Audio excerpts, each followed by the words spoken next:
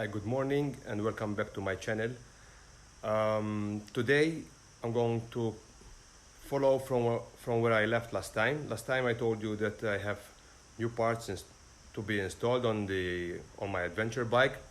I showed you also the parts, and today I'm going to show you the parts being installed. Right, so this is the oil cooler radiator. I don't know if there is sufficient light to see all the details, but this is the oil cooler, which is not definitely big, of course, to fit the bike. And this is an air duct because the cooler is attached on the side of the engine, so it won't get much enough airflow. So this is to help with the airflow and keeps obviously the oil cool. And these are the pipes that run from the engine to the cooler and back into the engine, obviously to keep the oil ongoing. This is the bashplate, finally installed. It looks nice and sturdy. I like the hose in it. Okay, it probably helps keeping the engine cool as well. The only hassle that we had is basically attaching this part to the frame, because it came with a loose bracket, so it was very hard to attach the bolts from one side to the other. So basically what we did, we just welded the two nuts on the bracket, and then it was much easier to have it installed. Last time I also told you that I'm expecting more things to arrive, and today I'm going to show you this.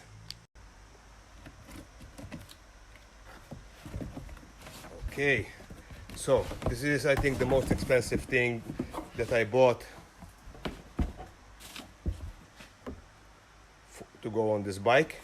It is a rally fairing. It is made in Belgium by adventurebike.be. It's really cool.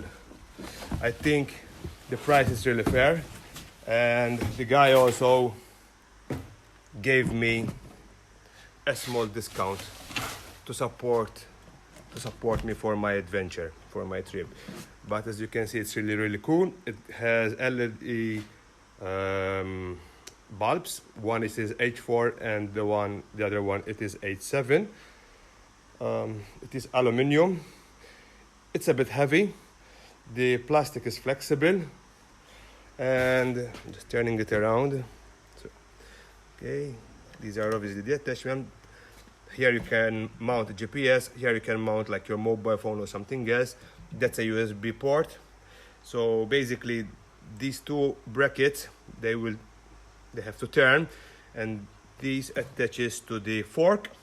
And there is a plate here, this one, okay, which I have to turn from this bracket, and they attach this to the mudguard. Okay, and these are like two rubbers, which helps dampening vibrations.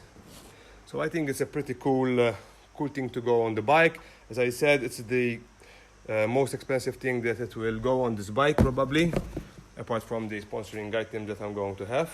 But I think it's something I really wanted to, because first and foremost it has a screen, which wasn't going to be cheap to buy just a screen, and obviously I'm going to improve much more the light. Okay, so now it's time to start putting back together to install the new fairing and see how it goes. I'm not sure if I'm going to finish everything by today, but I'm really curious